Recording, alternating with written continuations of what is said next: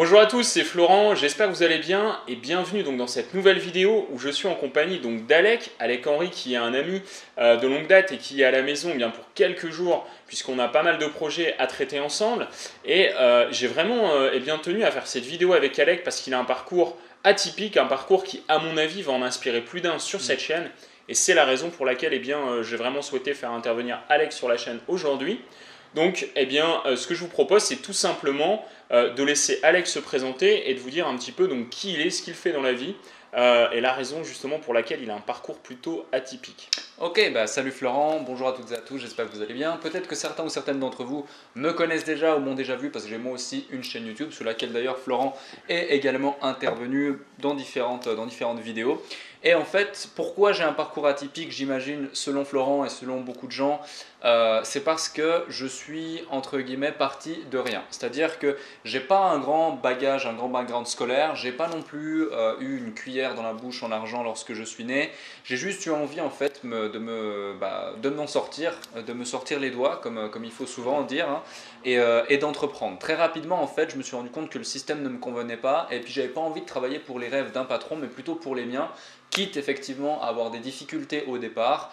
Très rapidement, dès l'âge de 17, 18 ans, 19 ans maximum, j'ai pris conscience de différentes choses. J'ai utilisé certains leviers pour dégager du cash flow et puis ensuite, effectivement, avoir une vision entrepreneuriale et aussi d'investisseur rentable. Flo, lui, s'est redirigé vers l'immobilier, moi plus d'abord vers les investissements type investissement boursier, trading, crypto-monnaie, forex et autres, spéculation dynamique, et ce qui m'a permis ensuite d'accumuler un certain capital pour ensuite créer une société en Suisse. Il faut savoir qu'une création d'entreprise en Suisse, c'est environ 5 000 euros, l'équivalent de 5 000 euros pour les frais juridiques et 20 000 euros juste pour le compte de consignation, pour le compte bancaire. Donc il faut quand même avoir un certain cash au départ pour en tout cas pouvoir assumer certains frais. Et du coup, grâce effectivement aussi à la rencontre de mon associé qui a littéralement changé ma vie, j'ai créé une agence de marketing digital, puis ensuite on a continué à évoluer là-dedans pour s'orienter aussi vers du consulting de marketing digital auprès d'entrepreneurs et d'infopreneurs. On s'est aussi lancé dans l'infopreneuriat.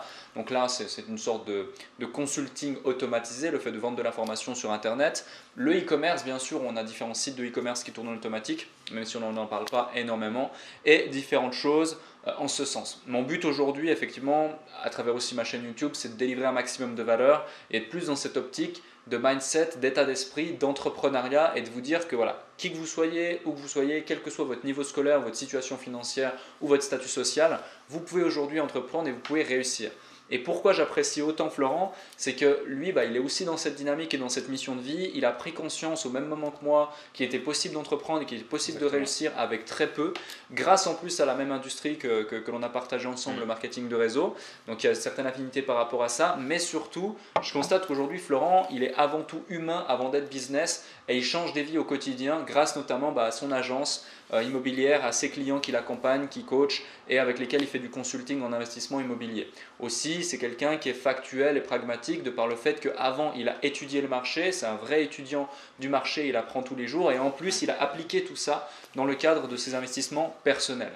Et c'est pour ça aussi que je t'ai fait intervenir, que j'avais envie et pour souhait d'intervenir sur ta chaîne et de délivrer encore plus de valeur en ce sens. Merci à toi Alec, merci pour ce retour. Alors effectivement, vous le savez maintenant, ceux qui me suivent depuis un moment sur la chaîne, le but effectivement c'est de faire du business, mais en tout cas en étant carré. Le but c'est vraiment, je ne ferai jamais intervenir des vendeurs de rêves sur cette chaîne YouTube, puisque je pars vraiment du principe qu'on est là pour, comme le disait Alec, donc délivrer un maximum de valeur, surtout vous aider, vous accompagner. Et je vais vous donner une petite anecdote justement. J'ai organisé effectivement un séminaire immobilier il n'y a pas longtemps. J'ai eu la chance d'avoir donc des amis et des clients aussi de l'agence qui sont intervenus lors de ce séminaire, qui ont vraiment partagé bien leurs expériences et le fait que vraiment l'immobilier et l'accompagnement que j'ai pu leur faire bénéficier ont réellement impacté leur vie, changé leur état d'esprit. Et ça, effectivement, c'est là pour moi l'essentiel. Faire de l'argent, c'est bien. Maintenant, je le dis souvent, faire de l'argent pour faire de l'argent, ça n'a pas vraiment de sens. Et je sais qu'Alec également, effectivement, a ce côté vraiment intéressant et où on partage vraiment les mêmes valeurs. Donc, je te remercie du coup pour être sur cette chaîne aujourd'hui. Est-ce que tu peux justement nous expliquer comment au final, qu'est-ce qui a fait un matin que tu te lèves et que tu dis c'est fini, j'ai pas envie en fait de rester dans ce que l'on m'a prédit, c'est-à-dire au final d'être voilà, de travailler à l'usine toute la vie, de prendre tes 1200 euros, enfin en Suisse c'est plutôt 3000 euros par mois, et au final, eh bien, voilà. Je dirais avoir Quel a été le déclic? Ouais, au final avoir un trajet sur Terre et se dire en fait on se lève, on dort, on ne sait pas pourquoi, à 80 ans on meurt et en fait on n'a pas forcément laissé sa trace sur Terre. Okay. Qu'est-ce qui fait que tu es passé de ça à ce que tu fais aujourd'hui? J'ai pas fait de grandes études en effet, j'étais dans le domaine de l'usine, ouvrier dans le domaine du packaging et en plus dans le cartonnage. Donc autant dire que j'étais tout le temps dans la poussière, c'était contraignant, c'était compliqué, c'était pas forcément quelque chose que j'aimais particulièrement. Je travaillais du matin au soir, donc j'avais pas le permis de voiture. Je prenais le train, j'en avais pour 1 heure, 2 heures de train chaque jour, 1 heure de pause à midi. Donc en gros, je commençais tôt le matin, je rentrais chez moi, c'était 20h, 21h parce que j'allais au sport pour me détendre et puis en avoir un peu, tu sais, lâcher prise parce que t'en as plein la tête. Et du coup, voilà, je partais le matin à 6-7 heures. Je me levais à 5h et je revenais, c'était 20h, 21h, voire 22h dans certains cas, si j'avais eu la chance de pouvoir sortir quelques instants. Donc j'étais vraiment dans cette rat race, j'étais relativement jeune, hein, j'étais en apprentissage, ça a duré 4 ans. À côté, je faisais des cours, mais c'était pas très stimulant et j'en avais un peu marre. Au même moment aussi, il s'est passé 2 choses. La première, j'ai découvert le marketing de réseau. Et là, du coup, j'ai pris conscience de différentes choses. J'ai rencontré des personnes, notamment toi, notamment d'autres personnes qui ont eu un certain succès, qui étaient relativement jeunes et qui ont pu impacter la vie de différentes personnes. Moi, le premier. Et du coup, j'ai pu comprendre que la sphère entrepreneuriale existait, que ça fonctionnait. C'était pas juste à la télé ou dans les livres ou autres. Et tout ce que mon entourage, voilà, par exemple, je regardais pas encore les chaînes YouTube Business et autres.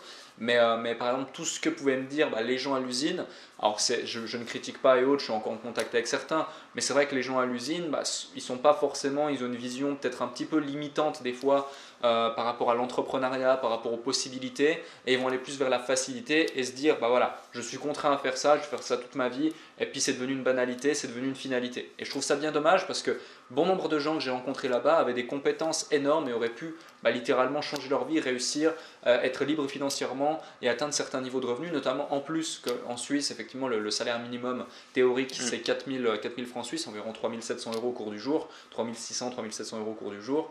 Du coup, c'est vrai que ça permet de dégager un cash flow qui pourrait même leur permettre d'investir, par exemple, sur l'immobilier en France, relativement rapidement et facilement, notamment avec des stratégies. Ou de se former, puisque 1000 ou 2000 euros une formation reste accessible alors que… C'est ça, de se former, d'investir, d'avancer et puis de dégager un cash flow nécessaire pour arrêter de travailler. Deuxième chose, donc outre cette prise de conscience, deuxième chose, j'ai eu le décès de mon père qui du coup, lui avait choisi un chemin différent, qui était aussi au départ dans l'entrepreneuriat, il était dans la cuisine, il avait ouvert un premier restaurant, ça n'avait pas été fructueux pour différentes raisons, ensuite il a dû repartir en France, il est d'origine française. Et du coup, au final, il a eu plein d'histoires et il est décédé d'un accident trop tôt. Et du coup, j'ai pris conscience de ça dès l'âge de 17-18 ans. Et je me suis dit, bon, la vie mérite d'être vécue, elle est trop courte pour que je reste ici à rien faire, à me lever le matin à 6h, à 5h, et puis aller bosser pour un patron et rentrer à 21h. Donc, j'ai pris conscience de ces choses. En même temps, j'étais dans cette phase MLM, j'ai tout donné et je me suis donné les moyens de réussir. J'ai avancé. Et au bout d'un moment, je me suis dit, c'est bien joli ce système-là, le marketing de réseau et autres, mais au bout d'un moment, très peu, notamment de notre âge, ont une réelle vision entrepreneuriale et ont une réelle vision d'avancer et de réussir et d'atteindre certains niveaux de revenus. Et les seuls qui avaient cette vision, ils étaient bien trop occupés à mettre en avant leur ego et leur gain que réellement d'avoir une stratégie de business, une stratégie d'évolution pérenne pour justement pouvoir mettre en place un système et une structure solide. Et du coup, j'ai préféré arrêter cette activité. Ensuite, j'ai eu également différentes propositions, différentes opportunités avec d'autres sociétés, avec des sociétés émergentes qui souhaitaient que je les aide à développer cette activité. J'ai relevé ces défis en parallèle justement de mon service militaire qui est obligatoire en Suisse que j'ai fait. Et ensuite, lorsque j'ai arrêté cette activité en décembre 2015, je me suis dit j'arrête le marketing de réseau parce que je ne voulais absolument pas être tributaire ni d'une entreprise, ni de personnes qui allaient être, je dirais, les acteurs de mes revenus de manière directe ou indirecte, peu importe. Je voulais vraiment être l'acteur de ma vie et ne plus être spectateur du tout. Donc ce qui s'est passé, c'est que j'avais fait des erreurs par rapport à ça malgré un certain niveau de revenus grâce à certains revenus complémentaires, notamment liés au marketing de réseau. Et du coup, je repars de zéro. Je retourne chez moi, chez ma mère. Parce que mauvaise gestion financière, du coup, gestion financière, justement, peut-être que si on pouvait peut-être donner justement un conseil, c'est que si vous gagnez de l'argent très jeune, sécurisez-le, faites travailler l'argent pour vous, parce que avec le recul qu'on a, et je pense qu'Alec partage aussi ça, c'est que en fait, vous pouvez gagner beaucoup d'argent, mais au final, si vous vous embêtez à travailler jour et nuit pour gagner beaucoup d'argent, pour rien mettre de côté, vous pour moi, en fait, vous ne valez pas plus financièrement parlant que quelqu'un qui se lève le matin pour aller bosser et gagner 1 200 € par mois, en fait. Parce que au final, à la fin, vous n'avez pas plus concrètement. Concrètement, c'est ça. Et surtout que voilà, j'étais relativement jeune. L'argent brûle les doigts quand on est jeune. On s'en sort plus pissé, hein, excusez-moi du terme, mais c'est un petit peu ça. J'avais 18-19 ans. Je recevais certaines sommes d'argent. Et du coup, c'était plus dans l'optique de faire le beau, de s'acheter les dernières chaussures, le dernier sac, le dernier machin, le dernier ci, le dernier ça, de faire plaisir à son entourage, de faire des voyages à gauche à droite, d'aller au casino, etc. et faire des soirées. Donc j'ai fait cette expérience dans une certaine mesure par rapport à certaines autres personnes aussi du réseau où j'étais un petit peu influencé. Et au final, ça n'a pas abouti à grand chose. Et par contre, ça aboutit vraiment à une grande leçon de vie. Donc je me retrouve à repartir de zéro. Et de retourner chez ma mère, et là j'avais besoin de cash, j'avais besoin de cash flow, donc qu'est-ce que je fais? Je fais 3 métiers en même temps, 3 jobs en même temps. La journée, je travaille à l'usine, la nuit, dès que je peux, je suis dans la sécurité, et en plus de ça, les week-ends, même si je connaissais absolument rien au foot, je deviens arbitre de foot, parce que j'ai un de mes meilleurs amis qui était arbitre de foot, et après 3 tentatives à l'examen d'arbitre de foot, j'arrive enfin à passer cet examen, bref. Je connaissais les règles du jeu, mais j'étais incapable même de siffler des enfants de 4 ans, donc du coup j'ai arrêté. Donc je fais ça, ça me permet de dégager du cash flow et ensuite dès lors que j'ai eu assez de cash flow, j'ai investi l'équivalent de 10 000 € dans une formation au trading directement pour avoir un coach vraiment par rapport à ça et un encadrement. Donc j'ai investi pratiquement tout ce que j'avais dans une formation au trading. Grâce à ça, du coup après j'ai pu investir, j'ai pu aussi rencontrer mon associé d'aujourd'hui, j'ai pu rencontrer plein de personnes, j'ai pu prendre conscience de différentes choses. J'ai pas non plus gagné 1 million d'euros grâce au trading, mais ça m'a permis d'avoir une intelligence financière là ici, et puis de savoir investir mes premiers euros, et puis de tirer un certain cash flow grâce à ça, grâce à mon travail pour pouvoir ensuite créer mon entreprise. Et de manière naturelle justement, j'avais déjà cette envie constante, mais au bout d'un moment, voilà, j'étais encore pieds et poings liés à un travail, à un job, à l'usine notamment, et j'en avais absolument ras-le-bol, et à un moment je me suis dit, bon, maintenant il faut arrêter de passer par 4 chemins, et d'un coup j'ai eu un déclic. Le lendemain, j'y suis allé avec une lettre de démission et je l'ai posée sur le bureau du directeur. Ni plus ni moins.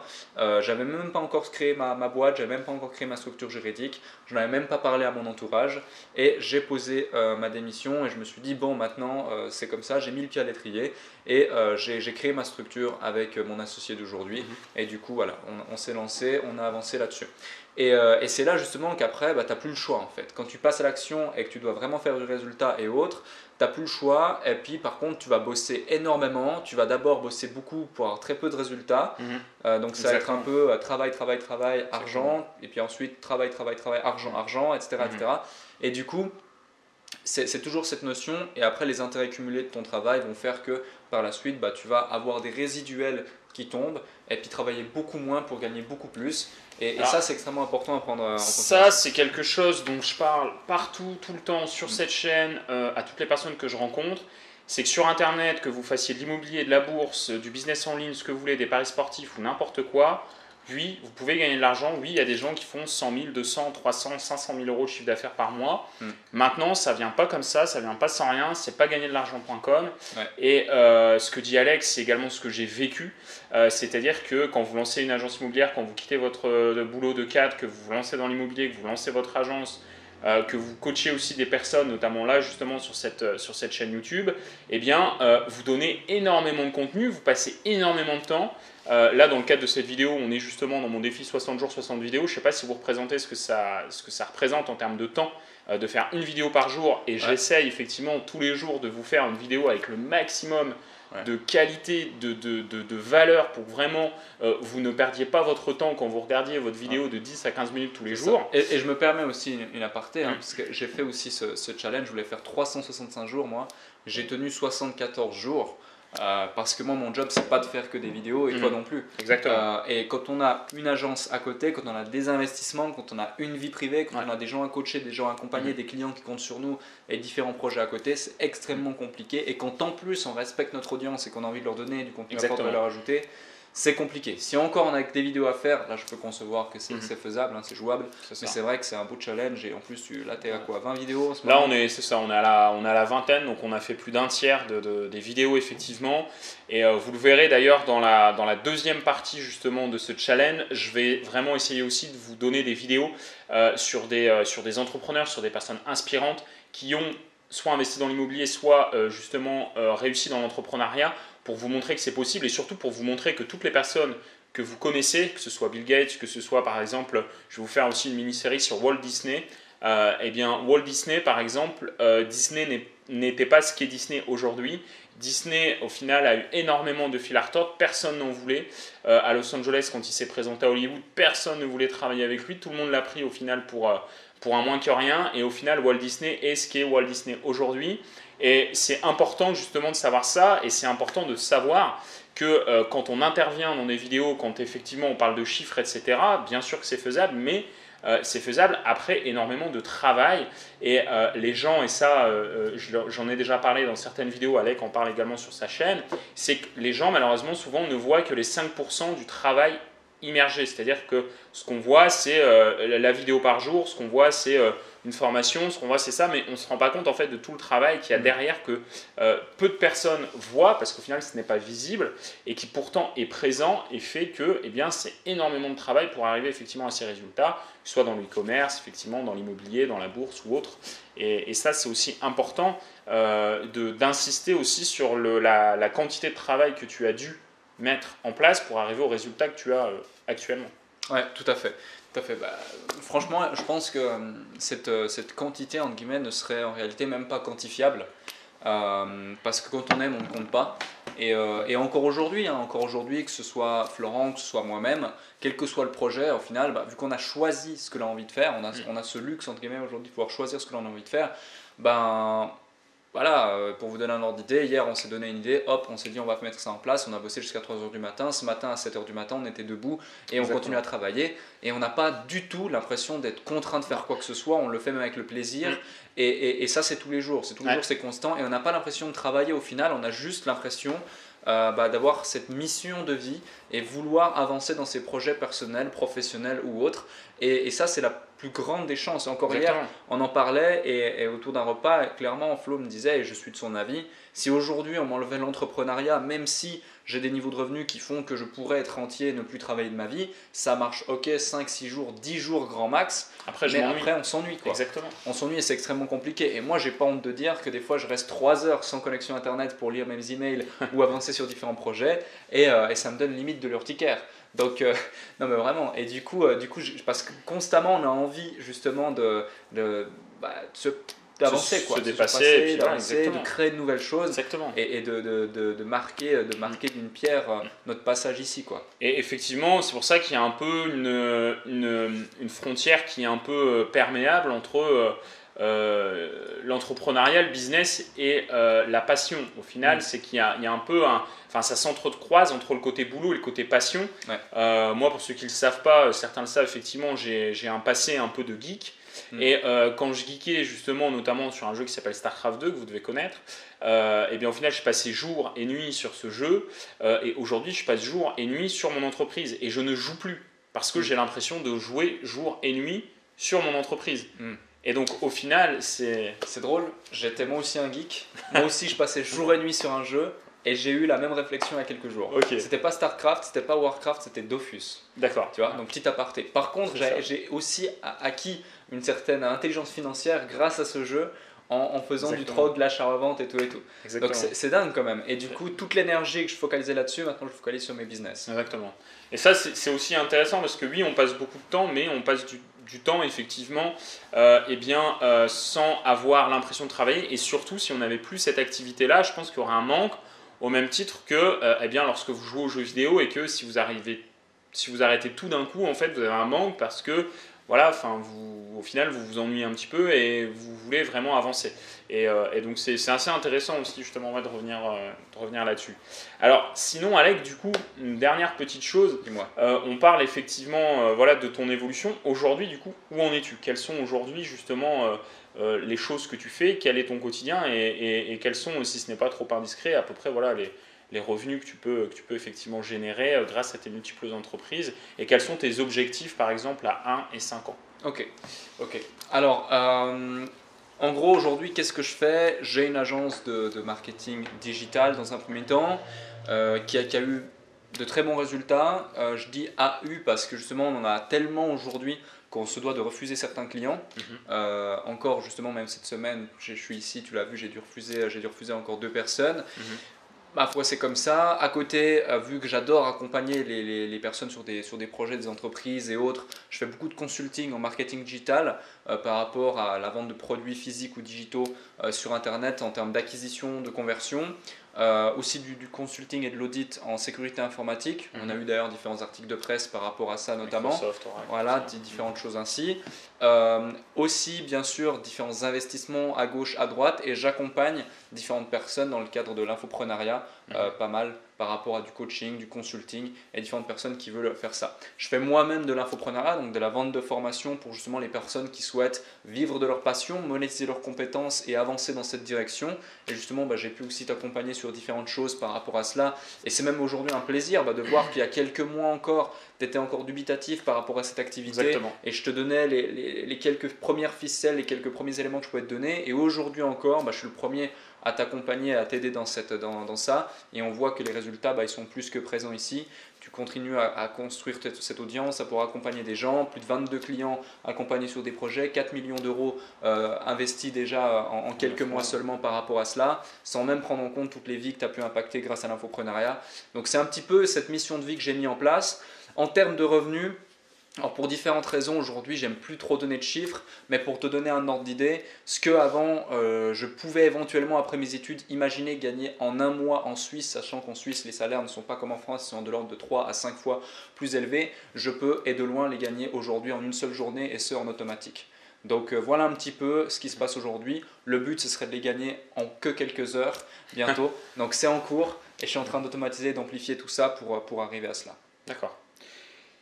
Merci à toi. Si tu avais peut-être un seul conseil à donner justement aux personnes qui nous regardent, qui regardent ta vidéo et qui peut-être justement se reconnaissent en toi ou sont impactés par ce que tu dis, est-ce que tu avais justement un seul conseil à leur donner pour soit entreprendre ou... De croire en vous, simplement. De croire en vous, et croire en vous, ça veut dire plusieurs choses. Ça veut dire déjà faire abstraction de tout ce que votre entourage pourra vous dire lorsque vous allez essayer d'entreprendre quelque chose. Ouais. Ça veut dire aussi vous donner votre chance de réussir, mais aussi d'échouer. C'est-à-dire que échouer, c'est pas grave. Au contraire, moi j'ai échoué des dizaines de fois.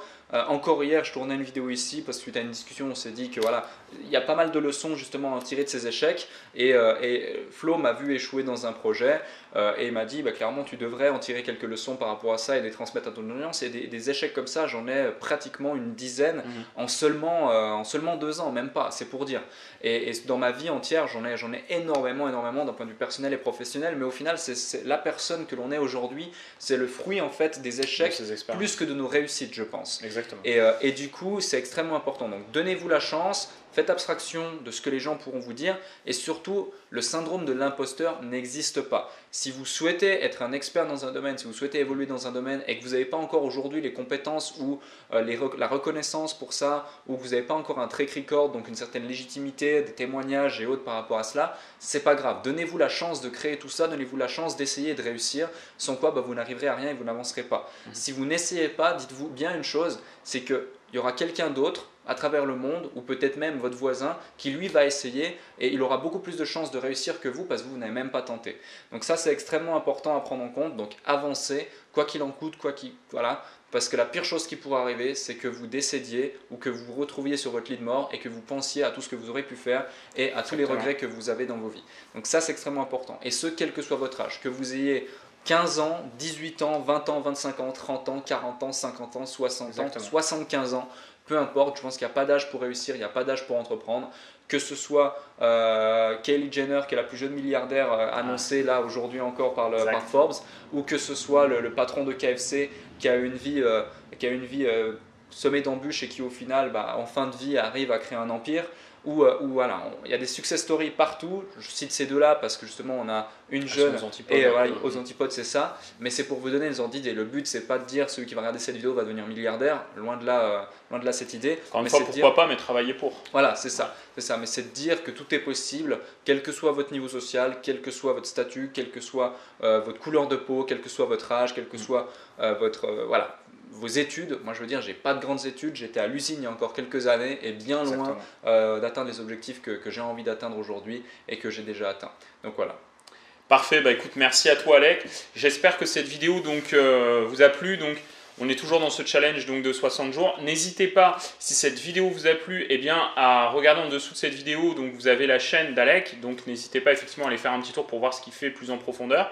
N'hésitez pas également donc, à mettre un petit pouce si vous avez aimé justement cette vidéo. N'hésitez pas à vous abonner à ma chaîne YouTube si ce n'est pas encore fait, puisque comme je vous l'ai dit, donc là, pendant plus de 60 jours, je fais une vidéo par jour. Donc, ça serait vraiment dommage d'en louper si cette vidéo vous a plu.